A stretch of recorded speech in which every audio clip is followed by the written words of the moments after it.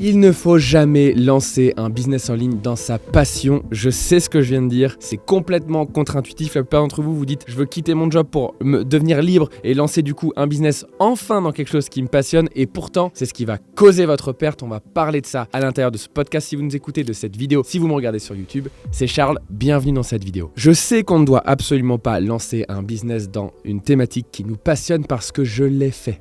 Avec Ava, il y a 8 ans, on a décidé de quitter médecine quasiment du jour au lendemain pour nous lancer dans un business en ligne de pâtisserie. On apprenait aux gens à faire des gâteaux. La pâtisserie, c'était devenu, sur les quelques derniers mois, quelques dernières années, notre passion. Et on s'est dit, la médecine ne nous amène pas la vie qu'on veut, nous frustre, on se sent pas bien, pas épanoui. Si on veut être épanoui, il faut qu'on fasse un truc qui nous passionne. C'est une réflexion qui est absolument naturelle puisque on n'était pas les seuls à l'époque à l'avoir et vous n'êtes absolument pas seuls à l'avoir maintenant. Si vous avez cliqué sur cette vidéo, c'est probablement que c'est une idée qui vous a traversé l'esprit. Ce qu'on va voir à l'intérieur de cette vidéo, c'est pourquoi réellement c'est la pire erreur que vous puissiez faire. Et du coup, il faudrait faire quoi si on veut réellement changer de vie et pas subir cette nouvelle vie? Parce que vous avez tendance à vous dire, ok, mais si je me lance pas dans ma passion, c'est que je vais me lancer dans un truc chiant qui va pas m'épanouir. Or, il y a une grosse distinction à faire ici et on va la faire à l'intérieur de ce contenu. Ça ne nous a tellement pas suffi et servi suffisamment de nous lancer dans une thématique de passion que dites-vous bien que aujourd'hui, 8 ans plus tard, ça fait 1 an et demi qu'on a arrêté complètement notre activité de pâtisserie avec Ava. La raison numéro 1 pour laquelle c'est une fausse bonne idée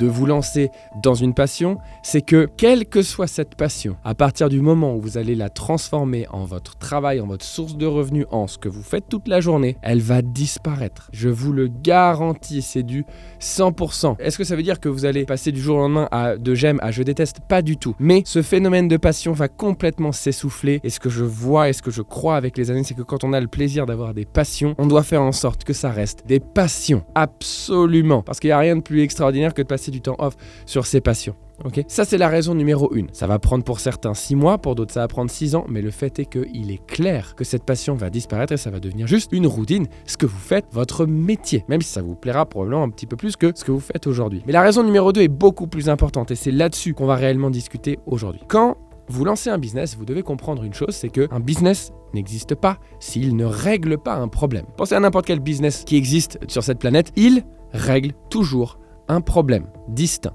clair.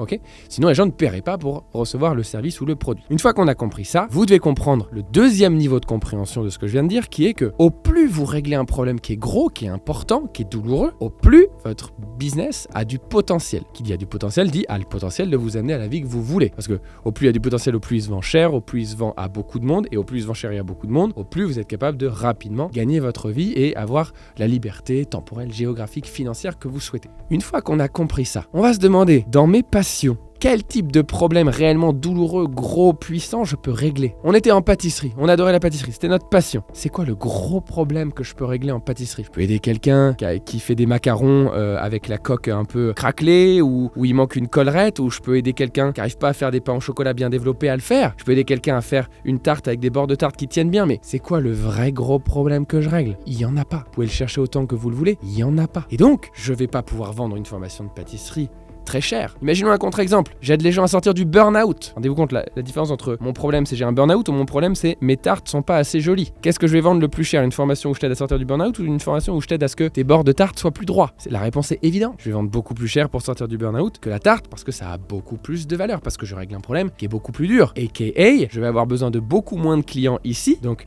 sur le projet où j'aide les gens à sortir du burn-out, puisque le prix par client est 15 fois plus élevé. Et donc, je vais pas être obligé d'avoir 200 clients pour en vivre. Je peux en avoir que 10, et là je peux avoir la liberté temporelle. Et en plus de ça, même si c'est plus cher, c'est plus facile à vendre parce qu'on règle un vrai problème. On a commencé à s'en rendre compte avec Ava au bout de quelques années quand on s'est lancé dans la pâtisserie. Au début on avait des gros réseaux sociaux, donc tous les gens qui n'avaient pas encore acheté ont acheté, et puis une fois que tous les gens qui te connaissent ont acheté, bah t'as un peu fait le tour. Et là on s'est rendu compte que c'était très difficile de vendre ce produit, ces programmes qu'on avait de pâtisserie à des nouvelles personnes parce que le problème qu'on réglait était beaucoup trop faible. Et donc c'était difficile de réellement aller atteindre les niveaux de liberté que nous on voulait aller chercher. Comment on a fait? Ça a été une belle expérience, ça nous a aidé, et je vais vous apprendre des notions marketing ici qui vont être très intéressantes. On s'est dit comment on peut transformer les tout petits problèmes que rencontrent les gens en pâtisserie et les transformer en un plus gros problème pour que les gens ait réellement envie d'acheter. Alors, on a approfondi notre marketing et on a présenté les choses sous un angle différent. On a dit, ok, notre avatar, c'est-à-dire les gens qu'on ciblait, c'était très souvent des femmes qui avaient des enfants. Donc moi, j'allais présenter les choses, au lieu de dire tes tartes sont moches ou tes macarons sont moches, j'allais dire comment tu te sens quand le matin, tu dis à tes enfants qui partent à l'école, ce soir vous aurez des macarons que maman vous a fait, que tu as passé ta journée à essayer, que ça a foiré toute la journée, et que le soir, tu leur as préparé des petits macarons à moitié moches, et que la première chose qu'ils te disent quand ils rentrent, c'est maman, pourquoi les macarons ils sont pas beaux? Là,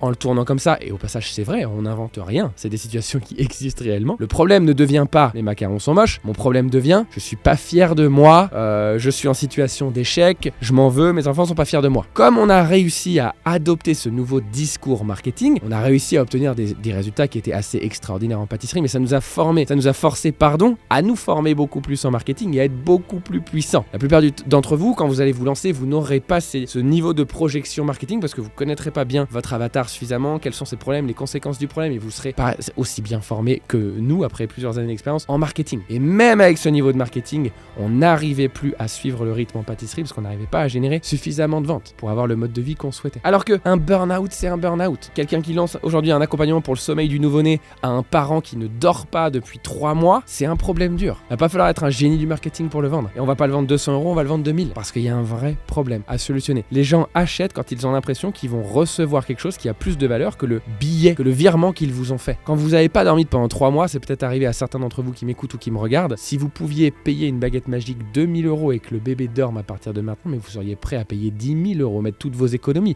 Quand vous êtes dans le moment où vous n'en pouvez plus, vous êtes épuisé, parce qu'il y a un vrai problème à régler. Personne ne mettrait 10 000 € pour que ces bords de tarte soient enfin un petit peu plus jolis. Ok ? Donc, le gros shift que je veux vous amener à travers ce contenu, c'est je sais, vous n'êtes pas suffisamment épanoui dans votre job, dans votre vie actuelle. Donc vous vous dites, si je veux être plus épanoui, il faut que je fasse un truc qui me passionne.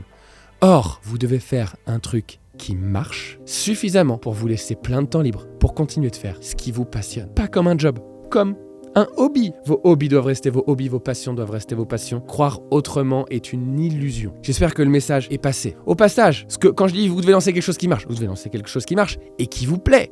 Aujourd'hui, moi, mes plus grandes passions, c'est la musique et le golf. Allez, et le sport aussi, beaucoup. Je fais beaucoup de sport. Est-ce que vous me voyez avoir un business dans le golf, la musique ou le sport? Non. En revanche, j'ai un business sur un sujet que j'adore. Aider les gens à transformer leur vie, à lancer à travers le business en ligne, parce que c'est ce que je sais faire. Okay.